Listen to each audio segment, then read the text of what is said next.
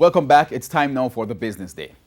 Gas prices will continue to rise for the 12th consecutive week tomorrow. Prices at the pumps will soar to the highest they've been in about a year and a half.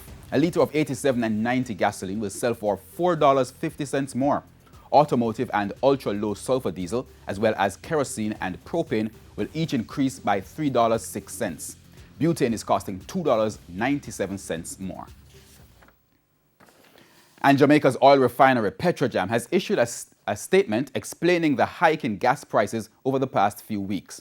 Petrojam noted that severe and sustained winter storms in Texas have forced the full or partial closure of several refineries and the inability of ships to operate. It said this has resulted in a significant reduction of finished products in the market.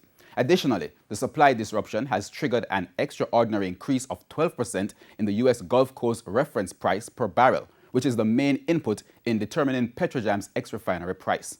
Petrojam says this situation, coupled with the devaluation of the Jamaican dollar, has led to increases in the refinery billing prices effective tomorrow.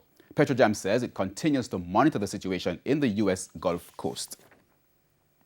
And oil prices hit a 13-month high again today after the U.S. government reported that crude production across the country fell by more than 1 million barrels per day last week after the mega snowstorm that blanketed Texas. Oil for delivery in April gained $1.55 to settle at $63.22 per barrel. Now, the U.S. dollar reached a new historic high again in trading today, closing at a cost of $152.43. The Canadian dollar sold for $121.67. The pound is going for $214.26, while the euro ended the day at $187.38.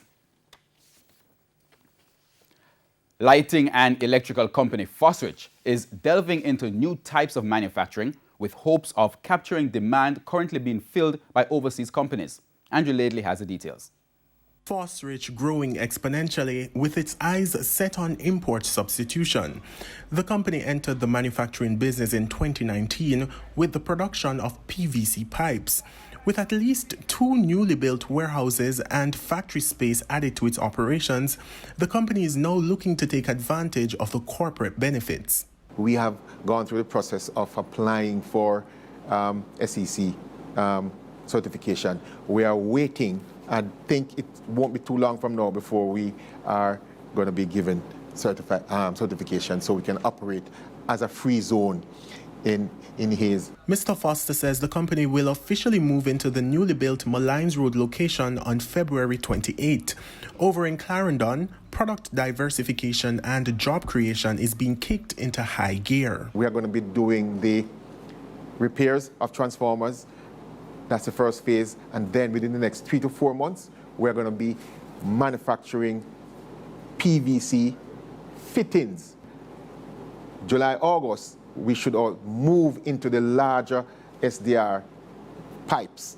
And so between now and the end of the year, we should be employing approximately 100 people in the Hayes, Clarendon region.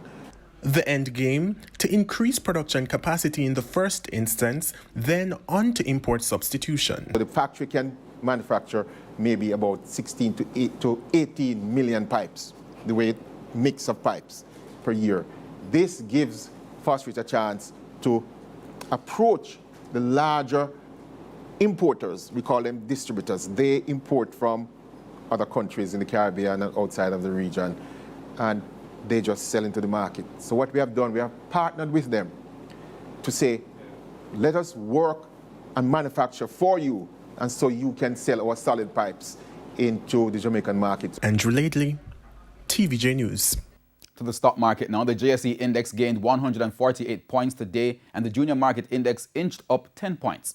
Among the winners were 1834 Investments, Siboney Group, iCreate, ISP Finance Services, and AMG Packaging and Paper. On the losing side, Palace Amusement, 138 Student Living, Access Financial Services, Knutsford Express Services, and Mayberry Investments.